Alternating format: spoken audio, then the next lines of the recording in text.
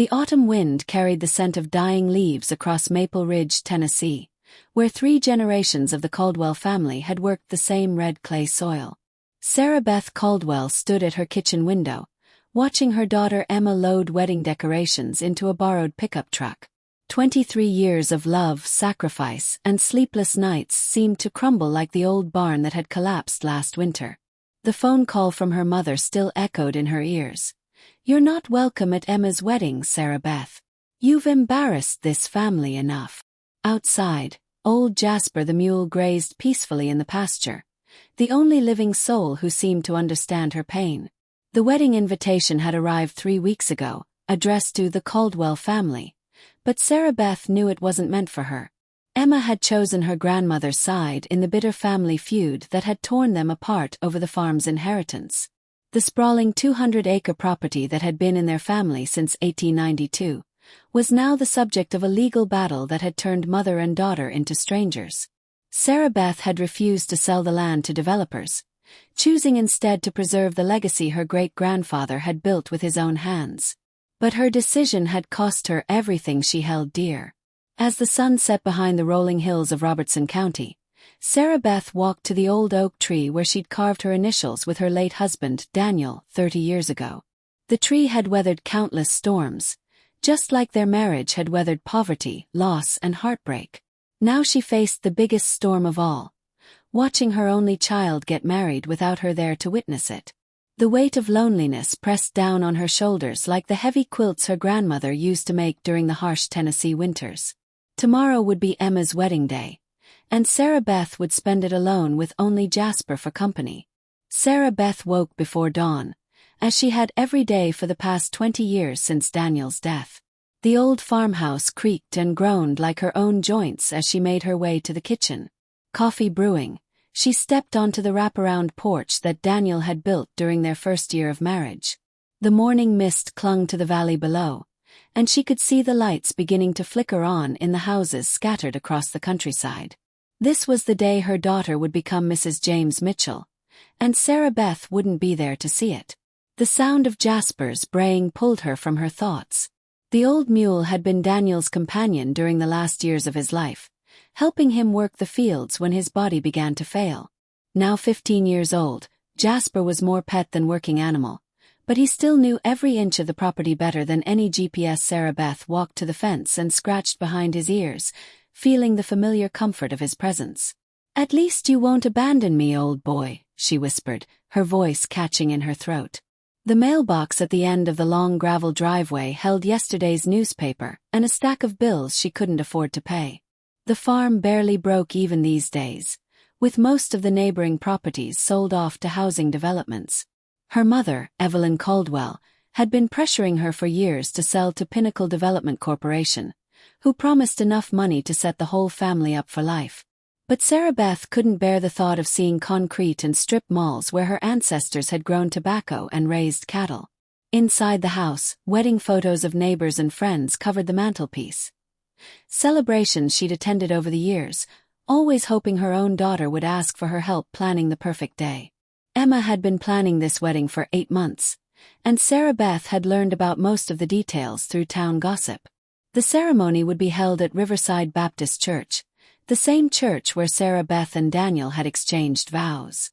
The reception would follow at the Robertson County Community Center, with barbecue from Morrison's Pit Stop and a band from Nashville. The phone rang at 7:30 a.m., and Sarah Beth's heart leaped, hoping it might be Emma calling to reconcile.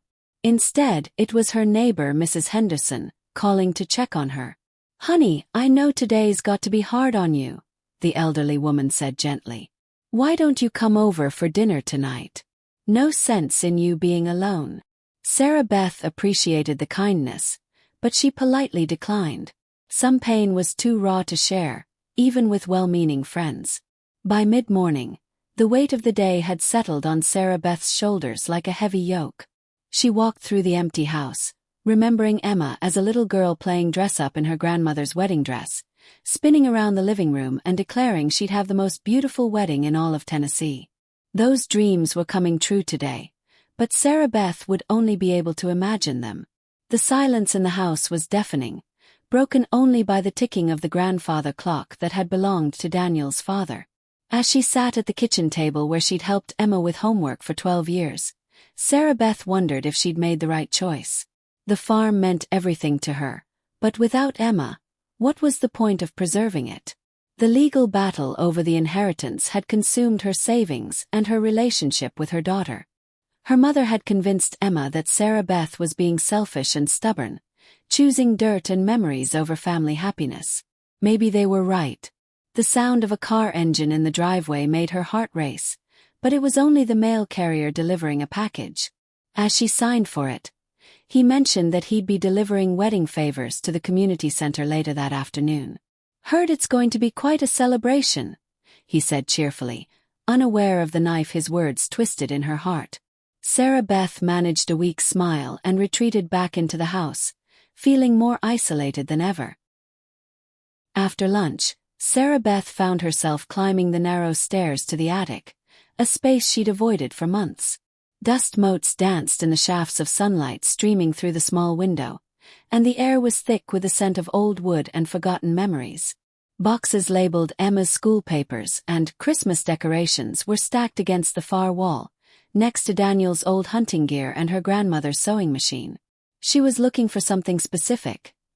Emma's baby book. Though she wasn't sure why she needed to see it today. The baby book was in a cedar chest near the window, wrapped in tissue paper that had yellowed with age. Sarah Beth opened it carefully, her hands trembling as she turned the pages. Emma's first steps, first words, first day of school. Every milestone carefully documented with photographs and Sarah Beth's neat handwriting. "Emma said Mama today," read one entry from 22 years ago. She was sitting in her high chair, covered in mashed sweet potatoes, and she looked right at me and said it clear as day. The memory made her laugh and cry at the same time. Underneath the baby book, she found a shoebox full of letters Emma had written to her from summer camp when she was 12. "Dear Mom," one letter began, "I miss you and Daddy and Jasper so much. The other girls here don't understand why I love our farm so much, but I told them it's the most beautiful place in the world.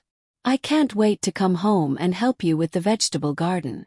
Sarah Beth remembered that summer vividly. Emma had been so homesick that Sarah Beth had driven 4 hours to visit her twice, bringing fresh peaches from their orchard. A photo album from Emma's high school years revealed a confident young woman who'd been homecoming queen, valedictorian, and captain of the debate team. In one picture, Emma stood proudly next to Jasper, wearing her FFA jacket and holding a blue ribbon from the county fair. She'd raised a prize-winning heifer that year, naming it Buttercup and spending hours training it for the show ring. "I want to study agriculture in college and come back to help run our farm," Emma had declared at her graduation party. Those dreams seemed like a lifetime ago. The sound of thunder rumbled in the distance, and Sarah Beth realized she'd been in the attic for over 2 hours.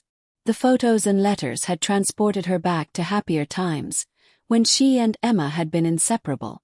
They'd worked side by side in the garden, canned vegetables for the winter, and spent summer evenings on the porch swing talking about everything and nothing.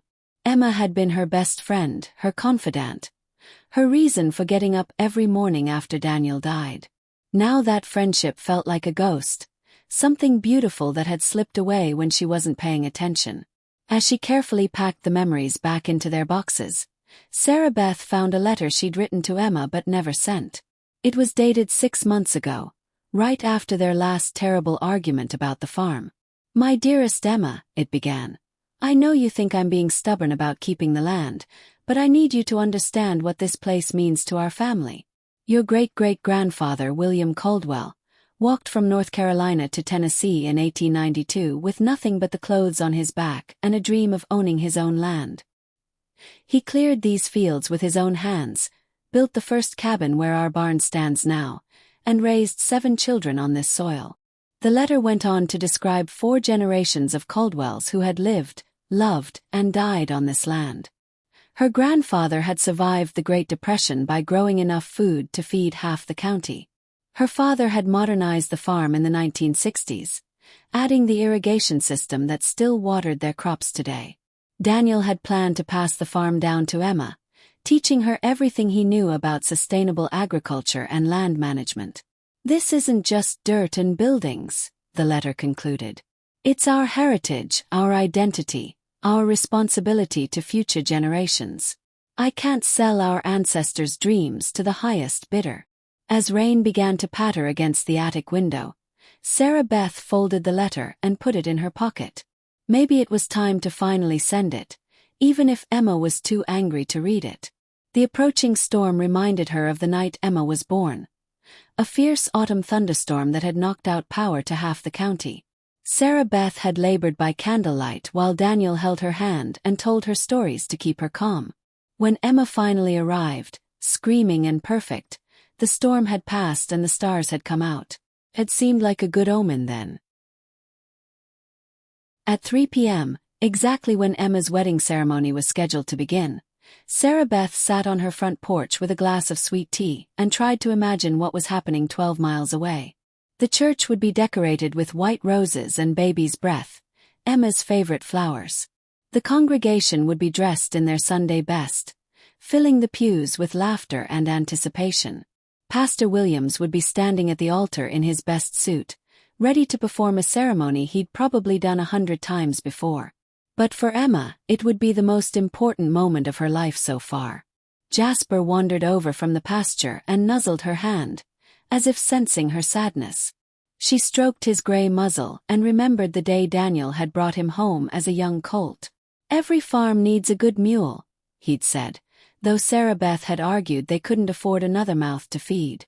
Jasper had more than earned his keep over the years, helping with everything from plowing fields to pulling stuck vehicles out of the mud. He'd also been Emma's constant companion during her teenage years, listening patiently as she talked through her problems and dreams while grooming his coat. The sound of cars driving past on the county road made Sarah Beth wonder if they were headed to the wedding. She recognized the sound of Tommy Morrison's old Chevy. He was probably delivering the barbecue for the reception. Mrs. Patterson's blue sedan passed by next, followed by the Johnson family's minivan. All of them were friends and neighbors who'd watched Emma grow up, and they were all celebrating her special day while Sarah Beth sat alone on her porch. The isolation felt like a physical ache in her chest. At 3:30, Sarah Beth closed her eyes and tried to picture Emma walking down the aisle. She'd be wearing the vintage lace dress that had belonged to Sarah Beth's grandmother, the one Emma had tried on dozens of times as a little girl. Her hair would be styled in an elegant updo, with a few loose curls framing her face. She'd be carrying a bouquet of white roses and stephanotis, bound with ribbon that had been dyed to match her bridesmaids' dresses. James would be waiting at the altar, handsome in his black tuxedo, his eyes shining with love and pride. The ceremony would follow the traditional format that Riverside Baptist had used for decades. Pastor Williams would welcome the congregation and speak about the sanctity of marriage. Emma and James would exchange vows they'd written themselves, promising to love and honor each other through whatever challenges life might bring. They'd exchange rings that had been blessed by both families, sealing their commitment with symbols of eternal love. Then Pastor Williams would pronounce them husband and wife, and James would kiss his bride while the congregation applauded. As the afternoon wore on, Sarah Beth found herself talking to Jasper as if he could understand every word. "She's probably cutting the cake right now," she said, scratching behind his ears. "Remember how she used to help me bake when she was little? She always wanted to lick the bowl clean, and she'd get flour in her hair and frosting on her nose. I taught her my grandmother's recipe for pound cake, and she was so proud the first time she made one all by herself." Jasper snorted softly, as if he remembered those days too. The reception would be in full swing by now, with dancing and laughter filling the community center. Emma loved to dance. She'd been taking lessons since she was 5 years old. Sarah Beth remembered the recitals, the competitions, the hours of practice in their living room. Emma had danced at her high school prom with 3 different boys, charming them all with her grace and natural rhythm. Today she'd have her first dance as a married woman, swaying to some romantic song while her new husband held her close. As the sun began to set, painting the sky in shades of orange and pink, Sarah Beth realized she'd spent the entire afternoon living Emma's wedding day through her imagination. It wasn't the same as being there, but it was something. She'd been present in her own way, sending love and blessings across the miles even though her daughter didn't know it. Tomorrow the newlyweds would leave for their honeymoon in Gatlinburg, and life would settle into a new normal. But tonight, Sarah Beth would hold on to the mental images she'd created, treasuring them like the precious memories stored in her attic. The sound of tires on gravel interrupted Sarah Beth's quiet evening. She looked up from her porch swing to see a caravan of vehicles turning into her driveway. Pickup trucks, SUVs, and sedans, all decorated with white ribbons and trailing tin cans. Her heart stopped as she realized what was happening. The wedding party was coming to her house. Emma sat in the passenger seat of the lead truck, still wearing her wedding dress, her face pale but determined. Behind her, Sarah Beth could see bridesmaids and groomsmen, family members and friends, all looking uncertain about what was about to unfold. James parked the truck near the front porch and got out first, straightening his tuxedo jacket as he walked around to help Emma out of the passenger side. Even in the fading light, Sarah Beth could see that her daughter looked radiant. The wedding dress fit perfectly, her makeup was flawless, and there was a glow about her that only came from pure happiness. But there was something else in Emma's expression, a vulnerability that reminded Sarah Beth of the little girl who used to run to her for comfort after nightmares. The entire wedding party gathered behind the newlyweds, creating a semicircle of formal wear against the backdrop of the old farmhouse. "Hello, Mama," Emma said quietly, her voice carrying across the yard like a prayer. She took a few steps forward, the train of her dress trailing behind her in the dirt. "I know you weren't at the wedding, but I couldn't start my married life without seeing you. We were driving to the reception and I needed to come home first." Sarah Beth's throat tightened with emotion, and she gripped the porch railing to steady herself. After months of silence and anger, her daughter was standing in front of her in a wedding dress, calling her Mama like she used to when she was small. James stepped forward and removed his top hat, holding it respectfully in his hands. "Mrs. Caldwell," he said, his voice strong but gentle, "I want to apologize for the way things have been between our families. Emma talks about you every day, and I know how much she misses you. We were hoping you might give us your blessing." The young man's sincerity was evident in every word, and Sarah Beth could see why Emma had fallen in love with him. He had kind eyes and a steady presence that reminded her of Daniel at that age. Behind the couple, Sarah Beth recognized faces from Emma's childhood. Friends who'd played in these same fields, relatives who'd attended countless family gatherings in this house. Her mother, Evelyn, stood near the back of the group, her expression unreadable but not hostile. Even Pastor Williams was there, still wearing his ceremonial robes, looking like he'd been expecting this moment all along. The sight of so many people who'd been part of Emma's life gathering together on her wedding day was overwhelming and beautiful and heartbreaking all at once.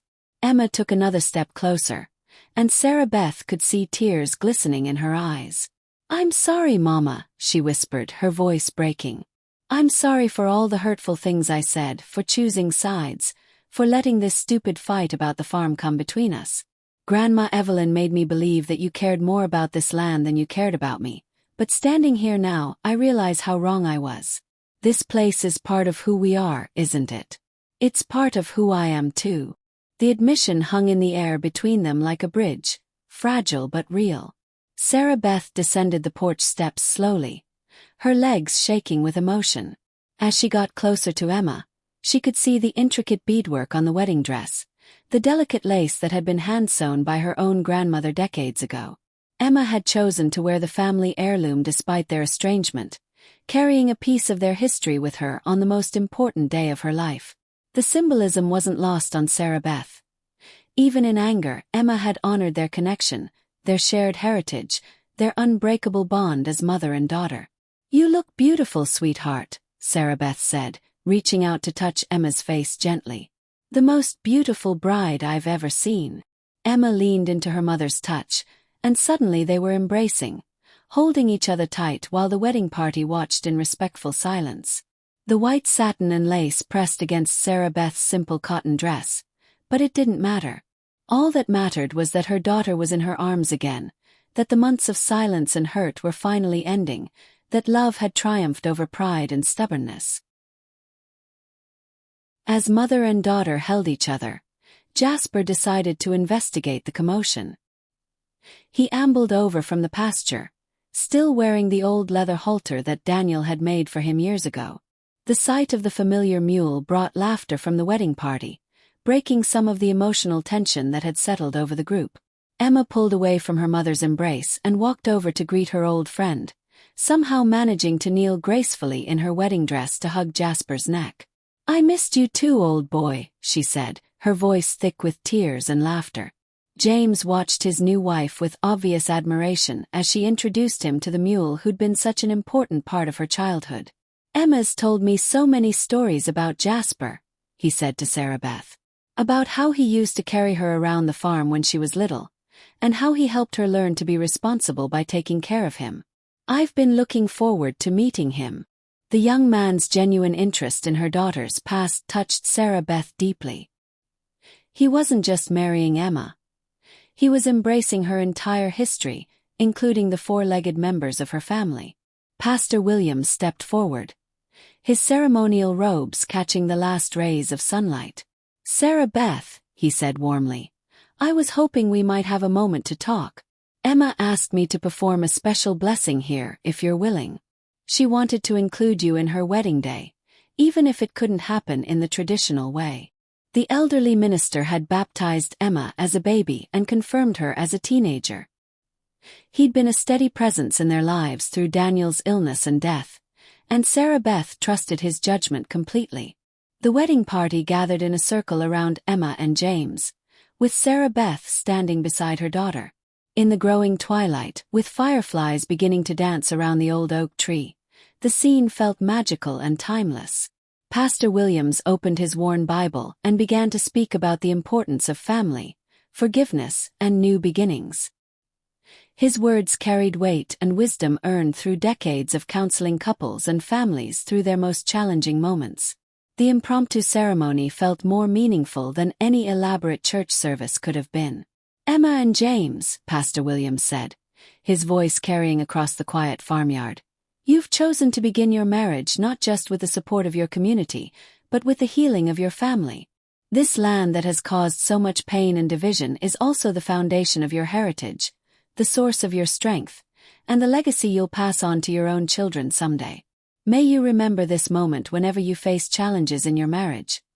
That love is always stronger than pride, and family bonds are more precious than any earthly possession."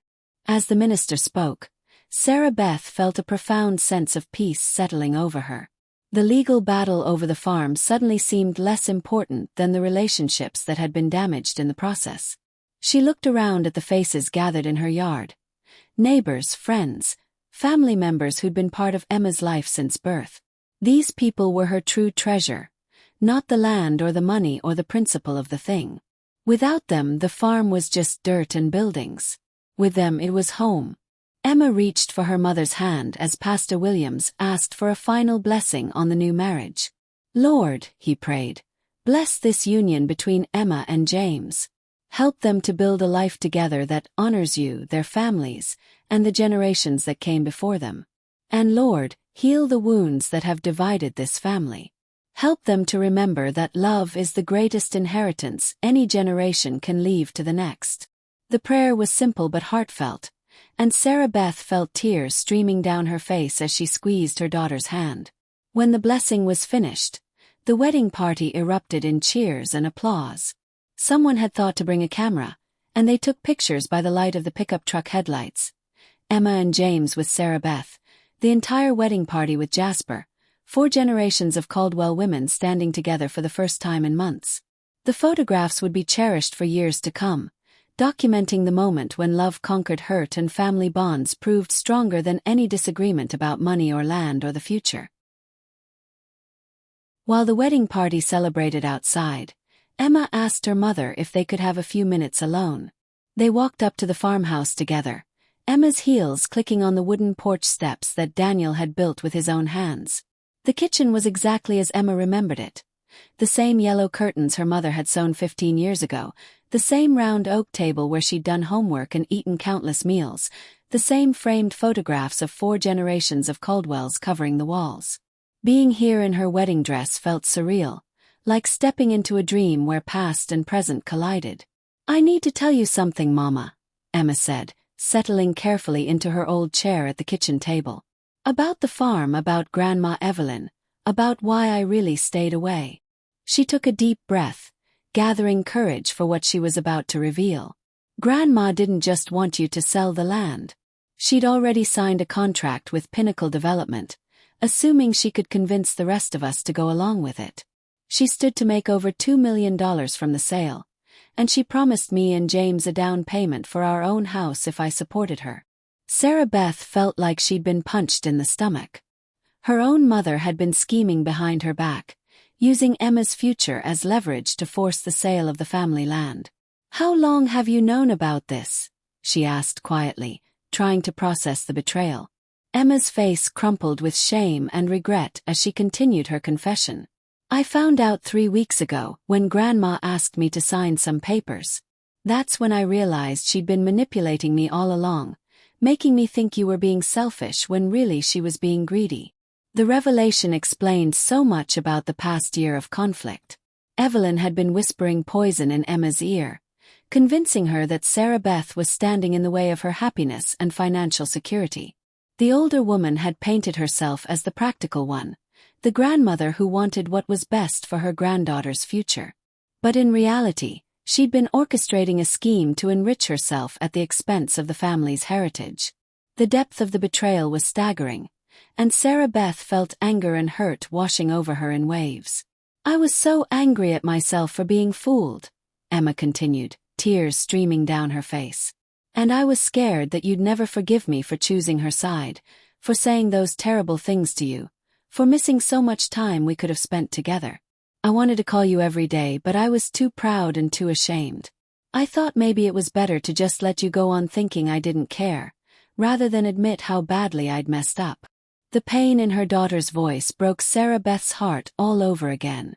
"Oh, sweetheart," Sarah Beth said, reaching across the table to take Emma's hands. "There's nothing you could ever do that would make me stop loving you. Nothing. You're my daughter, my heart, my reason for fighting to keep this place in the first place. I wasn't trying to preserve some abstract legacy. I was trying to preserve your inheritance, your connection to the generations that came before you. I wanted you to have the choice of what to do with this land, not have that choice taken away by developers and lawyers." Emma's sobs echoed through the quiet kitchen as months of guilt and regret poured out of her. "I threw away so much time being angry," she whispered. "I missed helping you with the spring planting, the summer harvest, canning season, all the things we used to do together. I missed talking to you about the wedding, asking for your advice, sharing the excitement of planning the biggest day of my life. I let Grandma convince me that you didn't want to be part of it, when really you were the person I wanted there most of all." Sarah Beth moved around the table and pulled Emma into her arms, careful not to wrinkle the precious wedding dress. "We're here now," she said firmly. "That's what matters. We're here now, and we have the rest of our lives to make new memories together. And sweetheart, I have something to tell you too. I've been thinking about the farm, about what your father would have wanted, about what's really important. This land means nothing if it costs me my relationship with you. If selling it is what it takes to secure your future and bring our family back together, then maybe it's time to consider it." Emma pulled back and looked at her mother with surprise. "No, Mama," she said firmly. "That's not what I want anymore.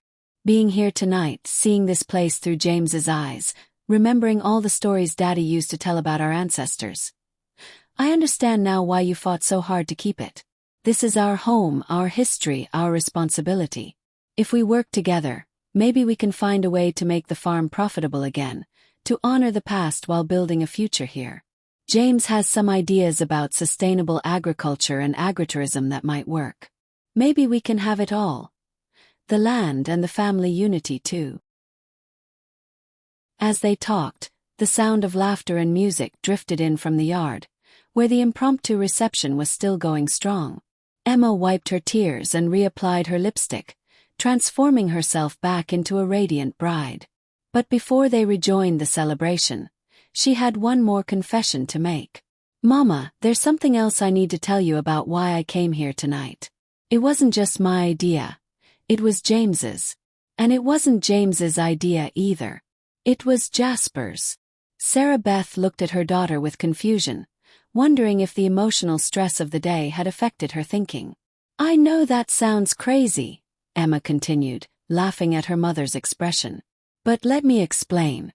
Yesterday morning, James and I drove out here to get some hay from the Henderson farm next door. We saw Jasper standing by your fence, and James commented on how sad the old mule looked. I told him that Jasper always got depressed when I was away for too long, that he used to wait by the gate whenever I went on school trips or summer camps, like he knew I was coming back eventually." Emma stood up and walked to the kitchen window, looking out at the celebration in the yard. "James said something that really stuck with me. He said that animals have a way of understanding love and loyalty that humans sometimes forget. He said that if Jasper was still waiting for me after all these months, maybe it was because he knew something I'd forgotten. That real family doesn't give up on each other, no matter how bad things get. That's when I realized I couldn't get married without trying to fix things between us." The story touched Sarah Beth deeply, but she wasn't surprised. Jasper had always been intuitive about human emotions, sensing sadness and offering comfort in his own quiet way. During the worst days after Daniel's death, the old mule had stayed close to the house, often standing near the kitchen window as if keeping watch over Sarah Beth while she grieved. He'd done the same thing during Emma's difficult teenage years, seeming to know when she needed a gentle presence to calm her troubled spirit. "This morning when we were getting ready to leave for the church, I looked out the window and saw Jasper in the distance," Emma continued. "He was standing in the same spot where he used to wait for me when I was little, looking down the driveway like he expected me to come home. James saw him too and he said, 'That mule's been waiting for you, Emma. Maybe it's time you stopped running away from what you really want.' That's when I knew I had to come here, had to make things right, had to include you in the most important day of my life." Sarah Beth felt a wave of gratitude toward the son-in-law she was only just getting to know. James had seen through Emma's hurt and anger to the love that still existed underneath. He'd helped her daughter find her way home, both literally and figuratively. The fact that he'd been influenced by Jasper's patient vigil made the story even more meaningful. The old mule had been waiting for Emma's return with the same faith that Sarah Beth had carried in her heart. The belief that love would eventually overcome pride and stubbornness. "Jasper's always been wise," Sarah Beth said, smiling through her tears. "Your father used to say that Mule understood the important things in life better than most people. He knew that family is everything, that loyalty matters, that home is where your heart belongs. He was waiting for you because he knew you'd come back eventually. We all were." She paused, looking out at the old mule who was currently being fed wedding cake by one of the bridesmaids. "I think Daddy would be proud of both of you tonight. You for having the courage to come home, and Jasper for never giving up hope." Emma hugged her mother again, and this time the embrace felt different. Not desperate or fearful, but peaceful and healing. "I want to work with you to save the farm, Mama," she said quietly. "James and I talked about it during the ceremony. Instead of taking a long honeymoon, we want to move into the old tenant house and help you modernize the operation. We can grow organic vegetables, maybe start a farmer's market stand, offer tours and educational programs for city kids. There are so many possibilities if we work together." The idea of having Emma and James living on the farm, bringing new energy and ideas to the old place, filled Sarah Beth with hope she hadn't felt in months. The tenant house had been empty since Daniel's death, but it was sound and comfortable, perfect for a young couple starting their life together. Having family nearby would make the farm feel alive again, filled with purpose and possibility instead of just memories and ghosts. "Your father always dreamed of having grandchildren running around this place," Sarah Beth said softly. "Maybe that dream isn't as far away as I thought." The celebration continued late into the evening, with the wedding party making themselves at home on the Caldwell farm. Someone had brought a portable speaker, and couples danced on the grass under the stars while children chased fireflies around the old oak tree. The Henderson family arrived with platters of leftover barbecue and side dishes, transforming the impromptu gathering into a proper reception. Neighbors appeared with folding chairs and coolers of ice, treating the event like one of the community gatherings that had been held on this land for generations. Emma and James had their first dance as husband and wife in the same spot where Sarah Beth and Daniel had danced at their own wedding reception 30 years earlier. The young couple swayed to a country song playing from someone's phone, surrounded by family and friends who'd witnessed their commitment to each other and to the healing of old wounds. Sarah Beth watched from the porch swing, her heart full of gratitude and hope for the future. This wasn't the wedding reception Emma had planned, but it was perfect in its own authentic, meaningful way. As the night wore on, 3 generations of Caldwell women found themselves sitting together on the porch steps. Sarah Beth, her mother Evelyn, and Emma still radiant in her wedding dress. The conversation was tentative at first, with Evelyn looking ashamed and defensive about her scheming with the developers. But gradually, the truth came out about her fears and motivations. She'd been worried about leaving her granddaughter financially secure, and she'd convinced herself that holding onto the farm was selfish and impractical in a world where family agriculture was becoming increasingly difficult. "I lost sight of what really mattered," Evelyn admitted, her voice barely audible over the music and laughter from the yard. "I thought money would solve all our problems, but I was wrong. I almost destroyed our family for a pile of cash that wouldn't have brought us any real happiness. Can you ever forgive a foolish old woman who let greed cloud her judgment?" Sarah Beth reached over and took her mother's weathered hand, squeezing it gently. The gesture spoke louder than words, offering forgiveness and a chance to rebuild their fractured relationship. Emma looked at both women with tears in her eyes, realizing how close they'd all come to losing each other permanently. "We've all made mistakes," she said softly. "But we're here now together, and that's what counts. Maybe we can start over, all of us, and figure out how to move forward as a family." The 3 women sat in comfortable silence for a moment, watching the celebration unfold in their yard, feeling the healing power of forgiveness and second chances flowing between them like a river of grace. James appeared at the bottom of the porch steps, slightly out of breath from dancing but grinning widely. "Ladies," he said with a theatrical bow, "I've just been informed by Pastor Williams that there's a tradition in Robertson County for newlyweds to plant a tree on their wedding day. Apparently, the Henderson family has donated a young apple tree in honor of our marriage, and they're waiting to plant it before everyone goes home." Emma clapped her hands together with delight, remembering the orchard her great-grandfather had planted decades ago, most of which had been lost to disease and storms over the years. The entire wedding party gathered around the spot James had chosen for the tree, a sunny area near the old barn where the soil was rich and well-drained. Pastor Williams said a brief blessing over the sapling, asking God to help it grow strong and bear fruit for many years to come. Emma and James took turns with the shovel, their formal wedding attire making the task more challenging but also more memorable. Sarah Beth contributed soil from her prized vegetable garden, while Evelyn added water from the well that had served the farm for over a century. As they worked together to plant the tree, neighbors and friends shared stories about the Caldwell farm and its place in the community's history. Old Mr. Peterson remembered buying sweet corn from Sarah Beth's grandfather during the 1950s. Mrs. Johnson talked about the harvest festivals that used to be held in the big barn, bringing together families from all over the county. Young couples spoke about hoping to raise their own children with the same values and connection to the land that the Caldwells had always represented. When the tree was finally planted and watered, everyone joined hands around it for a final blessing. In the circle, Sarah Beth found herself between Emma and Evelyn, feeling the symbolic completion of something that had been broken for too long. The apple tree would grow and flourish on the land that had nurtured 5 generations of her family, its roots eventually intertwining with the roots of trees planted by her ancestors. Someday, Emma and James's children would climb its branches and taste its fruit, carrying forward the legacy of love and stewardship that defined the Caldwell heritage.